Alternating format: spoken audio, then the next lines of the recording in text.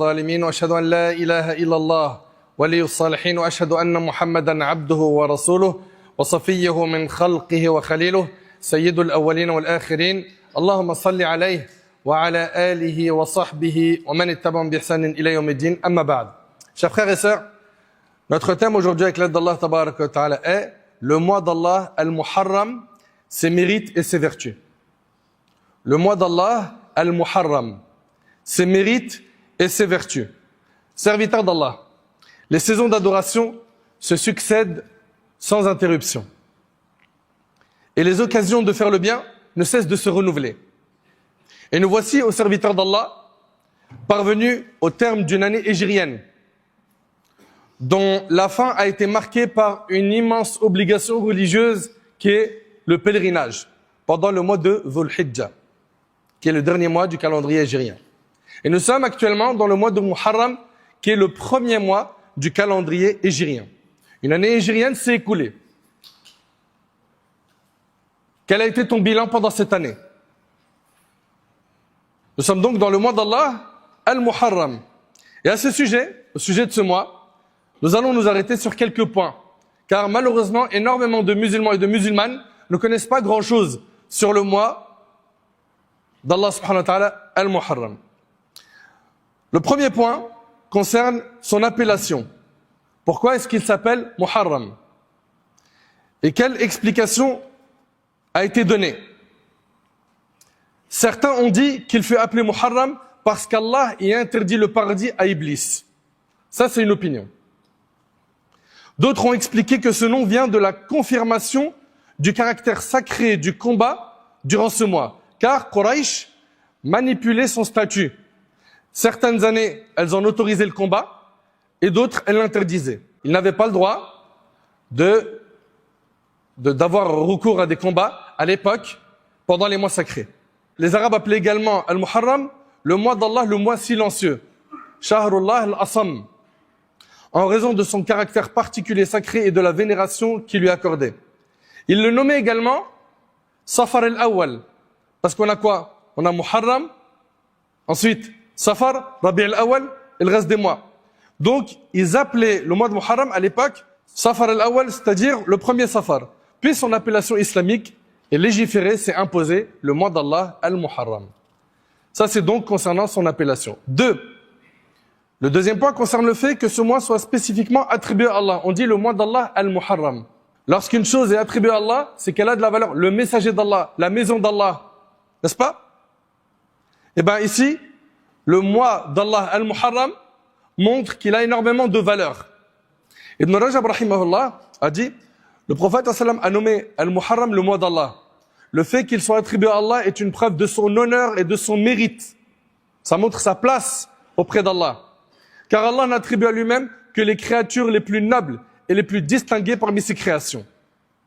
On a vu ce que signifie Al-Muharram, on a vu pourquoi ce mois-là est appelé le mois d'Allah. Troisièmement, le troisième point est que Al-Muharram fait partie des mois sacrés et qu'il est le premier d'entre eux dans l'année. Al-Hassan al-Basri rahimallah a dit, Allah a commencé l'année par un mois sacré, à savoir Al-Muharram, et il a achevé l'année par un mois sacré, à savoir Dhul Hijjah. Et regardez, Al-Hassan al-Basri, il dit quoi? Après le mois de Ramadan, il n'est pas de mois plus noble auprès d'Allah que le Muharram. Et ce calendrier hégirien que l'on a aujourd'hui entre nos mains a été instauré par qui? Par le compagnon Omar ibn Khattab radiyallahu anhu. Le calife Omar, après consultation des compagnons, décida de faire de l'hégire, la hijra du prophète sallam, le point de départ du calendrier musulman, en l'an 16 de l'hégire. Les mois sacrés jouissent d'un mérite particulier auprès d'Allah. Dès lors, la gravité de l'injustice commise durant ces mois est encore plus grande. Comprenez une chose, c'est que les péchés pendant les mois sacrés sont plus graves que dans les mois non sacrés. Et les bonnes actions pendant les mois sacrés ont plus de récompenses. Allah tabarak wa ta'ala nous dit Inna iddata ash-shuhuri 'inda Allahi 12 shahran fi kitabillah yawma khalaqa as-samawati wal ard minha arba'atul hurum. Allah ta'ala dit dans la loi d'Allah, les mois sont au nombre de 12 en ce qui est inscrit dans le livre d'Allah depuis le jour où il créa les cieux et la terre, et 4 d'entre eux sont sacrés. Allah nous dit dans le Coran qu'il y a 4 mois qui sont sacrés. Mais nous n'avons pas d'indication sur quels sont ces 4 mois sacrés dans le livre d'Allah. Où est-ce qu'on trouve cette réponse? Dans la Sunna, dans le hadith rapporté par l'imam al-Bukhari et Muslim, le prophète sallallahu alayhi wa sallam a dit l'année compte 12 mois, dont 4 sacrés, 3 qui se suivent, Dhul Qa'da, Dhul Hijja et Al-Muharram. Et Rajab, c'est le 4e mois sacré. On a Dhul Qa'da, Dhul Hijja et Al-Muharram, les 3 se suivent. Puis ensuite on a Rajab, le mois de Mudar qui se trouve entre Jumada et Sha'ban, et le hadith est rapporté par Bukhari et Muslim. D'ailleurs, à ceux qui disent non, on prend que le Coran, on prend pas la Sunna, on vous invite à nous trouver dans le Coran le nom des 4 mois sacrés. Bonne recherche. Ibn Abbas radiyallahu anhu a dit, écoutez bien, il a rendu pendant ces mois sacrés-là les péchés plus graves et les œuvres pieuses plus méritoires, avec une récompense plus grande. Donc ici on voit quoi? Que pendant ces mois sacrés, on est dans un mois sacré, les péchés sont plus graves et les récompenses sont plus grandes. Taïb, une question. Pourquoi ces mois-là précisément sont sacrés et pas d'autres? Ibn Kathir rahimahullah a dit, les mois sacrés sont au nombre de 4. 3 se suivent et 1 est isolé. Notez s'il vous plaît et apprenez, Allah barik fikum. Cette disposition a été établie afin de faciliter l'accomplissement du Hajj et de la Umrah. Ainsi, Allah a rendu sacré le mois qui est avant celui du Hajj. Le mois du Hajj c'est Dhul Hijja, le mois d'avant c'est Dhul Qa'da.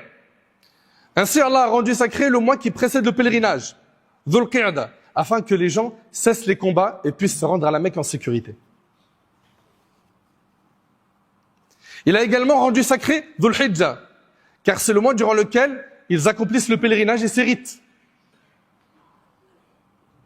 Puis il a rendu sacré le mois qui suit, Al-Muharram, afin qu'ils puissent retourner en toute sécurité vers leurs contrées, même les plus éloignées.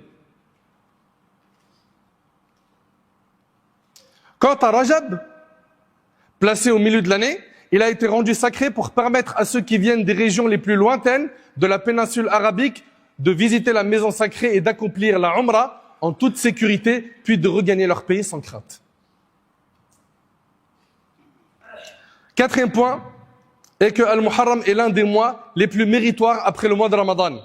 Cet avis a été retenu par de nombreux savants. Ibn Rajab rahimallah a dit, les savants ont divergé quant au meilleur des mois sacrés. Al-Hassan al-Basri rahimallah et d'autres ont considéré que le meilleur d'entre eux est le mois d'Allah Al-Muharram. Le meilleur des mois sacrés, Al-Hassan al-Basri et un groupe de savants ont dit que c'est le mois d'Allah Al-Muharram. Et cet avis a été privilégié par un certain nombre de savants postérieurs. Il appuie à cela par le hadith rapporté par Al-Nasa'i. D'après Abu Dharr radiyallahu anhu, j'ai demandé au prophète sallam quelle est la meilleure partie de la nuit et quel est le meilleur des mois. Il répondit, la meilleure partie de la nuit est son dernier tiers. Et le meilleur des mois est le mois d'Allah que vous appelez Al-Muharram. Ibn Rajab rahimallah a ensuite précisé l'expression le meilleur des mois mentionnée dans ce hadith doit être comprise comme désignant les mois après Ramadan, car le Ramadan demeure le mois le plus méritoire de l'année sans aucune contestation. 5e point, qui concerne la recommandation de jeûner durant ce mois. Abu Hurayra radiyallahu anhu relate que le prophète sallallahu alayhi wa sallam a dit le meilleur jeûne après le Ramadan est celui du mois d'Allah Al-Muharram. Subhanallah. Le mérite du jeûne Al-Muharram vient immédiatement après celui du jeûne du mois de Ramadan. Vous allez me dire, il fait chaud. La récompense, elle sera immense. Il y avait même certains pieux prédécesseurs qui choisissaient les jours les plus chauds pour les jeûner. Et quand on les questionnait à ce sujet, ils disaient, la marchandise, quand elle ne vaut pas cher, tout le monde se presse pour l'acheter. Mais quand elle vaut cher, c'est pas n'importe qui va l'acheter. Et nous qui voulons le paradis, là on a une opportunité. Oui, effectivement, ça va être un effort pour le nafs, mais pense à la récompense. Pense donc à la récompense. Les savants ont toutefois divergé quant au sens exact du hadith. Est-ce qu'il désigne tout le mois de Muharram, c'est-à-dire est-ce qu'il est recommandé de le jeûner en entier, ou de le jeûner abondamment? Les deux opinions ont été mentionnées par les savants. Et ceux qui disent qu'on ne le jeûne pas en entier, mais qu'on jeûne abondamment ce mois, mais pas en entier, s'appuient sur le hadith de Aïcha, radiyallahu anha, qui est dans Sahih Muslim. Elle a dit, je n'ai jamais vu le messager d'Allah jeûner un mois entier en dehors du Ramadan. Voilà leur argument. Elle dit, je ne l'ai jamais vu jeûner autant dans un mois que durant Sha'ban. Toutefois, ceux qui disent qu'on peut jeûner tout le mois s'appuient sur l'argument qu'on vient de mentionner. Le meilleur jeûne après le Ramadan est celui du mois d'Allah al-Muharram. Donc voilà, vous avez ces deux opinions. Parmi les contemporains, Cheikh Al-Uthaymin et d'autres disent qu'on peut le jeûner entièrement. Ok, c'est un encouragement donc, mes chers frères, mes chères sœurs, à jeûner pendant ce mois. À jeûner pendant ce mois. Chers musulmans, parmi les rappels liés au mois d'Allah al-Muharram figure également le jour de Ashura. Le jour de Ashura, c'est le 10e jour du mois de Muharram. C'est le jour où Allah subhanahu wa ta'ala accorda la victoire à la vérité et à ses partisans, parmi les croyants, en sauvant Moussa et son peuple, et où il fit triompher la vérité sur le faux, en anéantissant Pharaon et son peuple. Cette victoire demeure dans la conscience des musulmans, un événement majeur, porteur d'enseignements et de signification profonde. Selon Abu Qatada radiyallahu anhu, le prophète sallallahu alayhi wa sallam a dit, le jeûne du jour de Ashura expie les péchés de l'année écoulée. C'est-à-dire, tu jeûnes ce jour-là, le 10 du mois de Muharram, Allah te pardonne un an de péché passé. Allahu Akbar.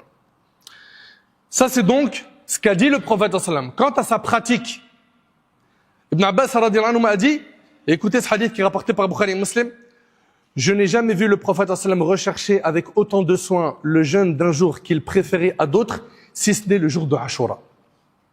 Fallah barik fikum, s'il vous plaît, motivez-vous à jeûner ce jour, motivez vos proches, motivez vos enfants, motivez vos familles, motivez vos amis à jeûner le jour de Ashura. Qu'ils ne passent pas à côté de cette immense récompense.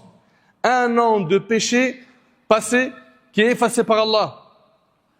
Ibn Abbas a dit, je n'ai jamais vu le prophète sallallahu alayhi wa sallam rechercher avec autant de soin le jeûne d'un jour qu'il préférait à d'autres, si ce n'est le jour de Ashura, ni celui d'un mois, si ce n'est le mois de Ramadan, rapporté par Bukhari et Muslim.